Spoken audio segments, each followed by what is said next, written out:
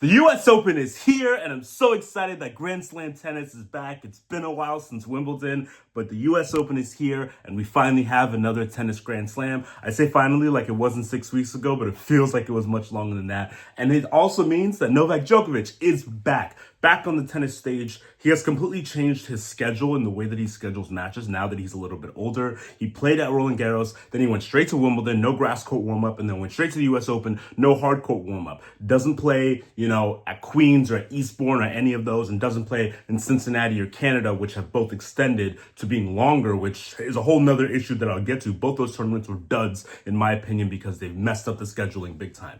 But Djokovic is back after more than 6 weeks off, and we were all wondering how he was going to look. And in the first set against Lerner Tien, a very talented young American, by the way, let's not forget, he beat Daniel Medvedev at the beginning of the year in Australia. Medvedev has had a horrible year and is in a really bad run of form, but that's a whole separate issue. But he beat him, a very experienced Grand Slam champion who has played in multiple Grand Slam finals. Lerner Tien won against him, so you got to give him respect for that.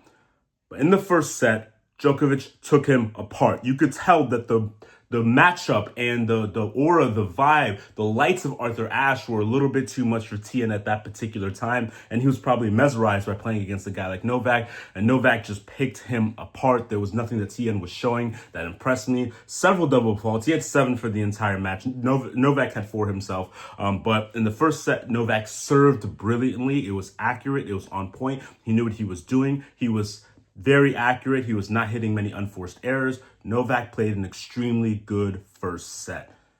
The second set is where things started to change. And it's where we saw that maybe Novak's a little bit physically hampered. And for anybody who's a fan of him, we're all thinking, not again. Oh my goodness, please not again. You had injury issues at Australia, which caused you to pull out of the semifinal against Zverev. You had injury issues, which caused you to pull out of, I think, one of the 3 clay court Masters 1000s. I believe it was Italy, the last one. And we also saw you but have huge injury issues at Wimbledon, which made the Jannik Sinner matchup look like a complete blitz through. Even though Jannik is better than Novak at this point. Maybe it would have been a little bit more competitive if he hadn't slipped and fell in the match previously. I believe it was against Flavio Cobolli.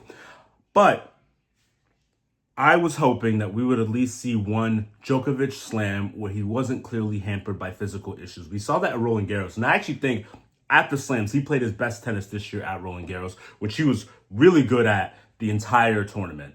He just ran against Jannik Sinner, who was insane at the time. But now we had the injury issues again in the second set, and it was clearly affecting Novak. So much so to the point that Lerner Tien, after getting destroyed in the first set, 1-6, had a set point. And there came Novak, clutch surfing, ace down the line. And then from then on, he was able to come back, win the tiebreak. The tiebreak was a little bit disappointing from the perspective that the first 6 points of the tiebreak, the returner won every single point. It wasn't the server, it was the returner. And in tennis, when the returner is constantly winning, that's bad tennis. That's how you know the serving isn't good enough, if you're being honest. But regardless, Novak was able to come 4-3 down. Lerner Tien served a double fault in the tiebreak, and then from then on, he won 7-3, I believe, 7-3 in the second set tiebreak. And yeah, the third set was after Novak got the injury timeout and he got some taping on his toe, it looked like, and was able to just, move around a little bit better. It didn't seem like he was as physically impaired. Now, I don't know, and I don't think that Novak was injured or was he tired, because that's kind of a different classification. It looks a little bit more by the way he was bending down and leaning and gassed out. It looks more like he was tired just from, playing large amounts of tennis now after being off for 6 weeks. That's a long amount of time, 6 weeks. So maybe he's just tired, more so than being hurt, because I don't know where he was physically injured. Maybe his toe, but that doesn't seem like a big enough issue to cause him to be moving as slowly as he was and going for the drop shot way more than he usually does and almost giving up on certain points way sooner than we're used to Novak giving up on. But in the third set, he came back and he was dominant. He was fantastic. 5-1. He actually served for the match being up 5-1, and he had a match point and kind of got a little bit sloppy and allowed Lerner Tien to break back. But then the next game, he took him down. Bang, Novak wins 6-1, 7-6, 6-2. You have to say, in the grand scheme of things, it looks like it's pretty light work. A little bit more challenging than Novak would have liked. He still beat him in less than 2.5 hours. But you were hoping that the second and third set would be a little bit more like the first set and Novak could have dispatched him in like 90 or 100 minutes or something like that. But regardless, he did it. He wins, and he's through to the second round on Ash. Now with the way that the slams, other than Wimbledon, are set up where they start on Sundays and they're actually 15 days long, he's actually going to get 2 full days off, and I think his next match is going to be on Wednesday. So that'll be really good.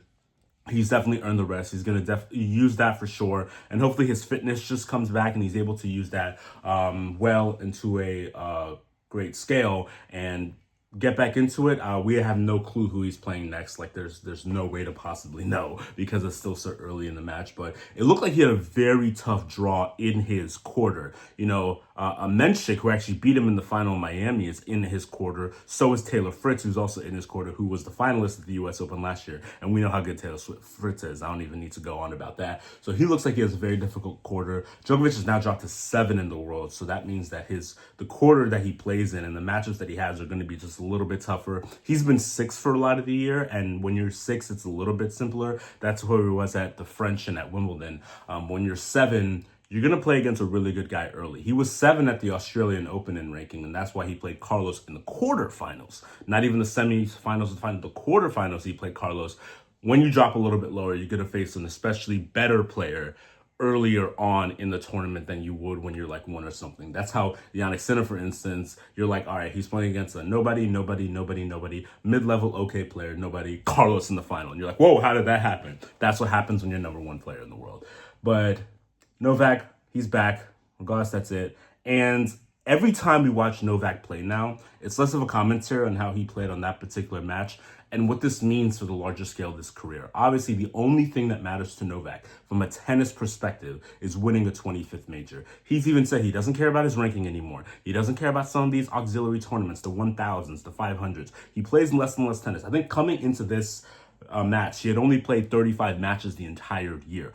Probably the least amount of tennis that he's played in his career for an entire year, barring the years that he was injured or COVID or something like that.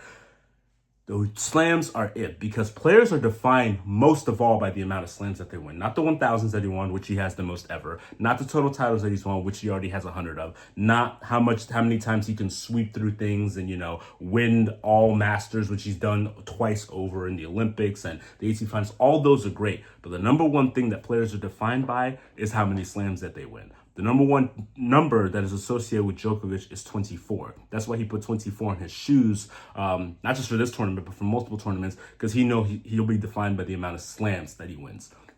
That's why he's played his most consistent tennis at the slams. Made it to the semis of Australia, the French, and Wimbledon, and I think he has a good chance to make it deep into the tournament again. If he faces one of those monsters, though, Carlos or Jannik, we don't know what's going to happen there. It could be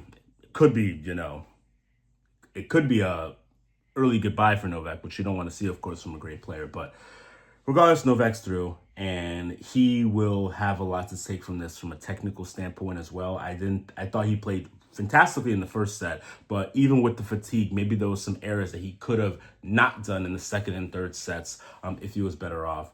But also major respects to Laurentien. I think he's going to be a very good player, a potential top 25, 20 player in the world one day. Let's see how far he goes, of course. Him being a lefty is always exciting, as it always is in tennis circles, of course. Can't wait to see what the rest of the U.S. Open has for us in store. Carlos plays tomorrow. Jannik plays on Tuesday. Also a bunch of women's matches as well. And it's going to be a great tournament.